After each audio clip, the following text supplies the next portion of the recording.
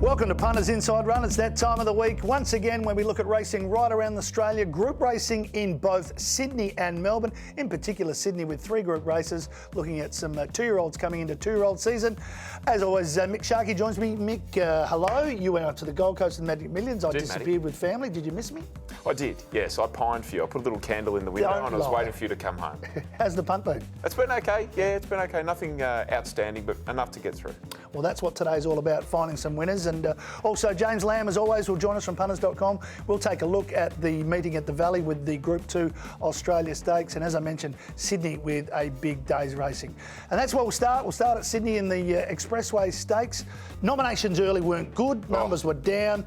They found a field, if you like. So it looks on paper to be a skinny race, is it? I think it is. I think there's probably 3 main hopes. There's only 4 nominations or something like that. Originally, they got it out to 18. Obviously, a lot of benchmark horses had a look at a Group 2 and thought, gee, we could run top 4 here and get some good prize money. Yep. Golden Mile, the Guineas winner, is back. Resumes, yep. You would think, he's trialled once. It was a nice trial. You would think he's probably got some targets a little bit further down the track, perhaps a Randwick Guineas or something like that, or an Australian Guineas perhaps. So how fit is he going to be?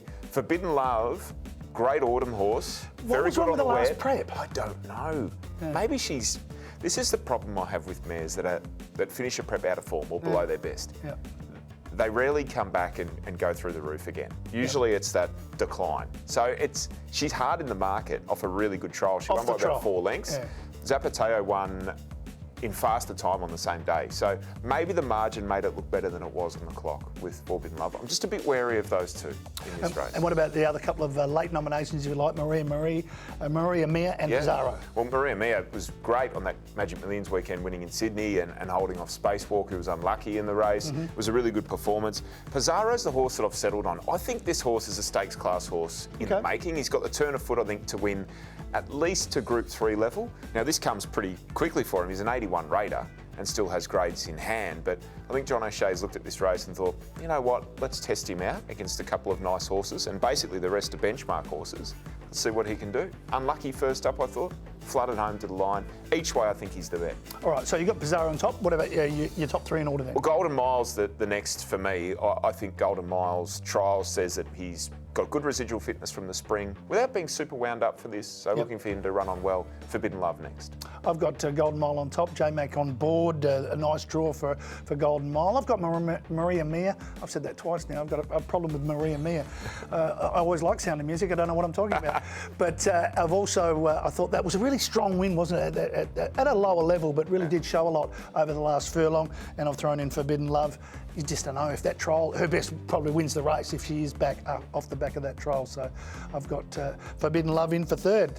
I mentioned the 2 other group races. We're talking about 2-year-old seasons. We've got the Canonbury and the Widden. The Canonbury is basically our favourite for the Golden Slipper and King's Gambit, very short, whereas the Widden's a little bit more open. Just an overview of those 2 races. Did you find a best bet in either of them? Not at the price. King's Gambit's not at the price. I'm really keen to see back. You know, the win was great at Caulfield, and then the trial win recently was just awesome. $1.40. It's very, very short. Red Resistance is a nice horse. Beats Steel City. I think probably my value bet comes up in that fillies race with Steel City. She's going around at $7 here. She was odds on or near enough last time. I don't see why she is such a big drifter in price. You know, I think she's overs. I think she's way overs. Yeah, she's the value bet. All right, so that's your value bet, Steel City. What about your best 2 bets in Sydney? Race 7, number 10, Spacewalk. I think he'll bounce back from that unlucky run first up when every man and his dog was on him. Just stiff, just got into a bad spot and the run came too late. Race 4, number 6, Tip of the Spears, the other one. Annabelle Neesham trains for OTI. 1500 first up, hit a flat spot. Just lost its momentum, building really well through the line. 2,000 metres, I think it's ideal for this horse. I've gone best bet late in the day. Think about it for Joe Pride. A horse on the way up has won 3 of 4. Returned in style. Can race on a soft or a good track depending on what we get. Runs time, I think, better than a benchmark 78. I like Cosmic Minerva in race 3 for rate number 2. A dual acceptor with that Think About It race. So we'll have to see what happens there. So I'm hoping races in race number 3. Flew second up to really had to caught the eye behind Ringmaster. Back in grade, and the step up to $1,500 is ideal. And I've got Dipsy Doodle. as Great name, the though. value. Maybe you're just on name, but trial was in good time, so had the one run first prep, ran fourth, was okay, but I think over the odds at around that $14 Yeah, mark. absolutely. Got more ability than that. Yep, Dipsy Doodle. That is just something I wanted to say out loud. That's it for our look at Sydney. Coming up next, James Lamb from Punters.com joins us. The betting brand for sports fans. That's better. Gamble responsibly.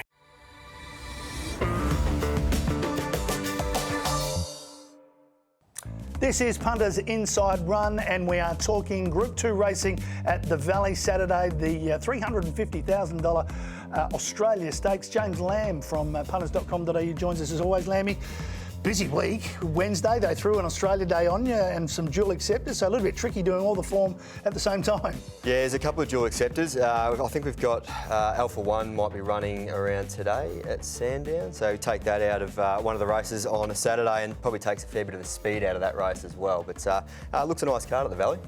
We look at this race, the Australia Stakes. On paper it says, is it a two-horse race? Is it Snapper against Jigsaw?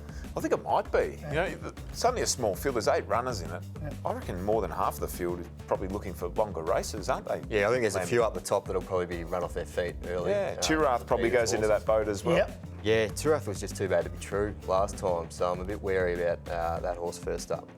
Jigsaw has been in career best form, and we saw that last race. Just the last 50 metres they made ground on Jigsaw.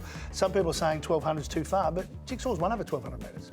Yeah, it won 2 of its last 3 over this trip, and obviously going for 4 on the bounce this prep. It is racing in career best form. I am going with Jigsaw on top. I just think barrier 2 is the key for Jigsaw. If it had drawn outside of Snapper, I probably would have gone against it, but drawn to find the fence before Snapper, and if Snapper has to do the work outside of Jigsaw, I think it might be a little bit vulnerable. So I just think it's going to be a very firm track. It's 35 or something on Saturday, so look, I don't think the rail's going to be a disadvantage, and if Jigsaw can rail into the straight and pinch a bit of a margin, I think it's going to be pretty hard to run down, even though the 1,200 is a slight query. The last 50 might be hard in mouth stuff. Snapper's won a couple at Flemington down the straight, also one at the Valley, but is your speed map the same, that Jigsaw gets to the front and that's an advantage over Snapper? It depends what Jai McNeil wants to do. You know, Snapper's so quick earlier. They're both fast horses, both natural on-speed horses, but look at Snapper's record, 4 from 7 at the Valley, and he's run a really, really good race in a William Reid. He was only beaten, 2 3/4 lengths or something like that when he set the tempo in a Group 1. So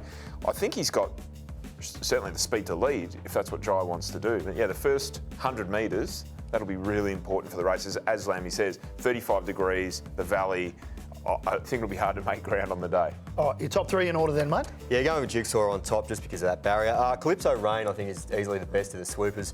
5-time winner over this trip and has never missed a place in 5 first-up runs. So generally primed to run a big one fresh. And I think Willow's a really good booking for this horse, striking at nearly 22% of the Valley this season, and I think he'll give Calypso Rain the right run in transit. For third, I put in Ironclad just because it'll get a pretty soft run from barrier 1, provided it can actually keep up early. It might be run off its legs, but it was back into a bit of form last prep in WA, albeit over longer trips, and I had Snapper in for 4th. Just don't think it'll be able to lead. Okay, so Snapper's a bit of a lay for James. Where do you have your numbers? I've got him on top. I'm running with the horses for courses angle with Snapper, and I'm hoping Jai McNeil's really aggressive early and goes and gets the lead. Calypso Rain, same exact horse. I think if the 2 leaders overdo it, he's the one that will really appreciate that and will close off so hard on those front 2. Jigsaw next best. He's just going so well. You can't ignore him. Similar numbers to you. I've got Snapper on top in front of Jigsaw and Calypso Rain. Very good trainer, D Jolly, and as you mentioned, very good first up record. So they're the top 3 for me as well. So not a lot of difference because it is a skinny race. But we move on to the rest of the card. James, you mentioned you like the card, so what about some other bets at the Valley? Yeah, I'm really keen on race 6, number 6, Lunar Cat. I'm surprised that it's $3.50 or $3.60, Matty. I think it'll start a lot shorter than that. Huge first up run in what was a really hot race over 1,000 metres. They ran 56.7, which is low flying. Second in that race was Unflinching. We saw that horse win at the Valley last Saturday, so I really like that form line. Rise to 1,200 is perfect for Lunar Cat. It's actually won over this track and distance by about 3 lengths a couple of preps ago. So the Valley, no issue at all, and I think it sits a lot closer than it did last time. It drew barrier 12 or something and went back a mile. So barrier 3, I think it'll settle in the first half of the field. And hopefully be too good for these at nice price. All right, that's best for the day. Your best? Swords drawn in the first. In the first? Yeah, get it early, Matty. Yeah, getting out of this trip I think is ideal. At least he's a horse in this race. It looks like he's got somewhere to go. A lot of these, they might be going up over a hurdle, before the end of the year. So I think Swords Drawn's absolutely primed. Celine Gaudreau's riding so well. I think she'll get a winner in the first. I've got Command approved for Matthew Smith in race 2 as my best bet of the day. Unbeaten at the 1,000 metres, 3 for 3. Goes up in grade, but I think can handle it. And from barrier 1 could get straight to the front, i.e. vis-a-vis, as you said, with Jigsaw. What about something else and also your value play? I like Worsfold in the last. The only real query is the Valley. I'm not sure the Valley is his ideal circuit. He is a horse who can take a little bit to go through his gears, and then he's got a booming finish when he does hit top gear. But look, barrier 7 I think it's a positive for him. If he had it drawn inside, I might have been taking him on, but I think he just stays out of trouble. Shin on, keep on the outside of horses, even if he does have to cover a little bit of extra ground. I think he'll be too good for these. Goes up 3 kilos from his last win, but look, I think third up he's probably open to a bit more improvement, and the extra 100 metres is, definitely not a negative. So I'm keen for Worsfold to make it 3 for 3 for Nick Ryan. And value? Value. Sticking with that unflinching form line, not enough effort, actually ran 4th or 5th in that race. Was only 2 lengths off Luna Cat. 400 days between runs, so it was first up for a long time. And we're coming out of a hot race off a long spell. There's a chance it might be a little bit flat second up, but at $21, it's worth having a little spec from a soft draw, and it looks a weaker benchmark 70 field. So hoping that Henry Dwyer's just kept this horse ticking over, but look, there's the chance it could be a bit flat second up. You've got money in your pocket after Swords Drawn? Absolutely. Where do you go from there? I'm going to race 5, Matty, for Jean Valjean, or Jean Valjean, depending how you want to pronounce it. But this horse was a little bit disappointing in a small field at Morphettville last time. He started favourite, he loomed up like he was going to win. Last 100 just seemed to hit the wall. They're putting a tongue tie on, so I reckon he might have got his tongue over the bit this horse last start. If he's back to his best and that gear change works, I think he'll beat these. Value is in at race 8, right down the bottom, number 13, Sorrel Rising for Brent Stanley. Yeah. It's got ability. He's tried it in some decent races. Got some nice form around it too, Lammy. I just reckon that first up run was forgivable. He was inside horses in a bad spot. Never really had a crack at them.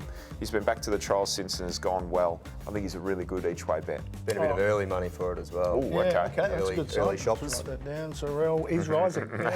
I've gone with Luna Cat as the other best bet of the day. I agree with everything you say. I think this horse is going to be very, very hard to beat. And for some value, we go to race 8, number 3, Magnum Bullet. Goes up in weight and drawn a bit wide, but much better back to benchmark. 70 grade, 1-2 starts back at the Valley over the 1200 and beat Kentucky Casanova, but there is a weight issue there, but big odds it's worth a look as well. Anything else, gentlemen?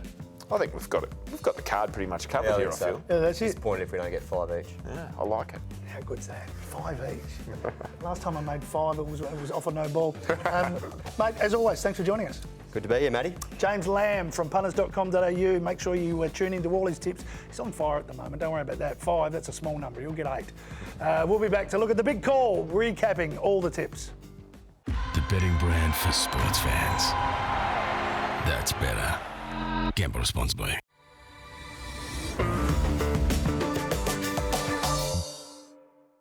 Welcome to the big call. It's very simple. This is where we recap all the best bets for the day, for the weekend, and we start with James Lamb. And at the Valley in the big Group 2 Australia Stakes, he's gone with the Jigsaw, number 5, to beat Calypso Rain, number 7, and Ironclad for a bit of value, number 3. His best bet at the Valley comes up in race 6. It is number 6, and that is Luna Cat. His next best is in race 9, number 4, Worsfold. And value, he's gone for not enough effort, race 5, number 5. I like the fact that he's gone 6-6, 5-5. Later on, I've gone 4-4, but what about yours? I didn't even realise that. It's spooky. It is. There's something in it.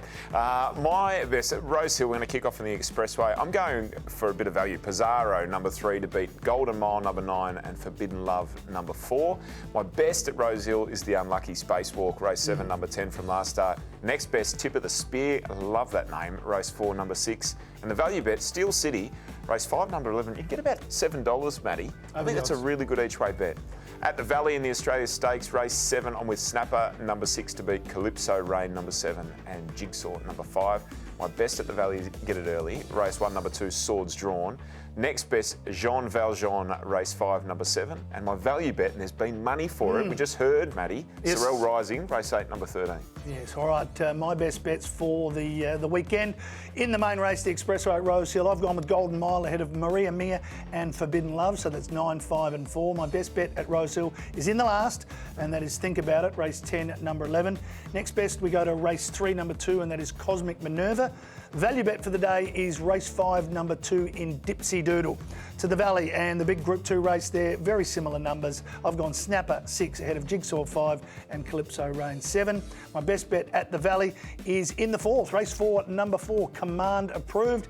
Next best is race 6, number 6 in Lunacat, and my value bet is race 8, number 3, Magnum Bullet. And it's time for the Quaddie Shark. Okay.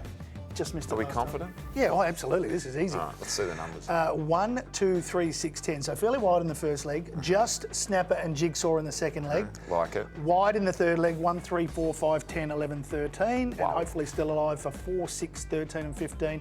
About 36%. You can, if you want to get a high percentage, maybe drop 15 Victory Bay in the last. I like taking a quaddie where you're plus 30%. I feel like anything less than 30%, it's, why are we doing this? Yep. 36% with those numbers, you'll get that, Matty. I love it. I've been away for a week. I've missed your point. Yeah. The end of the finger's getting a bit dulled, but anyway, we'll get there.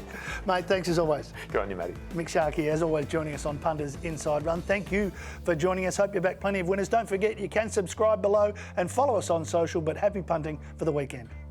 The betting brand for sports fans. That's better. Gamble responsibly.